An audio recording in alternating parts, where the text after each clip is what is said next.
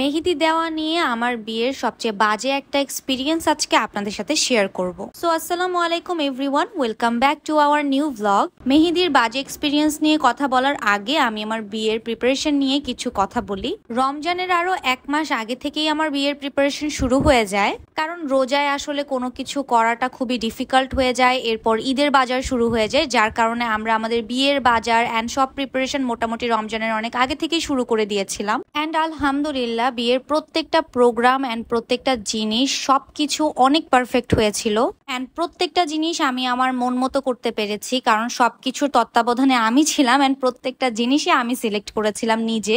আমার আর শাওনের আগ তারও 2 বছর আগেই হয়েছিল অ্যান্ড এত বেশি তাড়াহুড়ার মধ্যে হয়েছিল যে আমার অনেক শখই অপূর্ণ রয়ে গিয়েছিল। অ্যান্ড এই বিয়ের প্রোগ্রামটার মধ্যে আমি প্রত্যেকটা শখ পূর্ণ করেছি। গায়ে হলুদের আগের দিন ছিল আমাদের রং খেলার অনুষ্ঠান অ্যান্ড ওই দিন রাতেই ছিল আমাদের মেহেদি নাইট। একদম সিম্পল একটা মেহেদি নাইট অ্যারেঞ্জ করেছিলাম অ্যান্ড যে যার হাতে অনেক সুন্দর করে সবাই মেহেদি লাগাই দিচ্ছিল। আমি নিজেও বসে গিয়েছিলাম শাওনের চাচির হাতে মেহেদি লাগিয়ে দেওয়ার জন্য।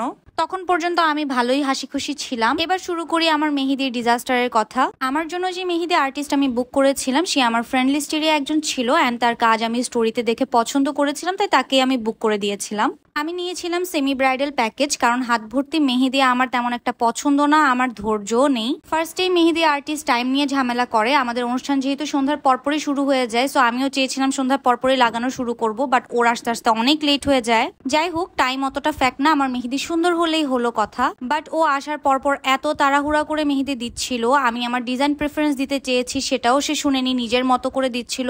এত বেসিক ডিজাইন দিয়েছে যেটা টু বি অনেস্ট আমি নিজেই পারতাম দিতে। তাড়াহুড়া করে দেওয়ার কারণে আমার অনেক ডিজাইনে অনেক ফল্ট রয়ে গিয়েছিল, নিখুঁত হচ্ছিল না ডিজাইন। অ্যান্ড আমি খুবই পারফেকশনিস্ট একটা মানুষ, প্রত্যেকটা জিনিস পারফেক্ট না হলে আমার একদমই ভালো লাগে না। সে মেহেদি দেওয়ার সময় হাতে কি লিখবে, কার নাম লিখতে হবে ওটাও পর্যন্ত জিজ্ঞেস করেনি, আমি নিজে থেকে বলার পরে লিখে দেয়। অ্যান্ড লেখাটা মিডলে ছিল না, অনেক নিচে চলে যায় অ্যান্ড লেখাটা ঠিক মতো বোঝাও যাচ্ছিল না। আমার হাত ন্যাচারালি খুব বেশি ঘামে অ্যান্ড ওই দিন স্ট্রেস নেওয়ার কারণে আরো বেশি ঘামতেছিল। সে একটুও ঘামটা শুকানোর সময় দিচ্ছিল না, একদম কন্টিনিউ মেহেদি দিয়ে যাচ্ছিল আমার ভেজা হাতের উপর, যার কারণে আমার মেহেদি একদম নষ্ট হয়ে যাচ্ছিল। অ্যান্ড একটা পার্ট ভালো করে না শুকাতে ও উপরের পার্টে দিয়ে ফেলে, যার কারণে নিচের যে পার্টে মেহেদি দিয়েছিলাম ওটা একদমই চ্যাপ্টা হয়ে যাচ্ছিল, সবগুলো জায়গা থেকে সরে উঠে উঠে যাচ্ছিল। উপরের পার্টে দেওয়ার সময় নিচের পার্টের আঙ্গুলের মেহেদিটা না শুকানোর কারণে পুরাটাই উঠে গিয়েছিল। আমি যখন আবার লাগিয়ে দিতে বলি সে আমাকে লাগিয়ে দেয়নি। That was my bad experience on Mehedi.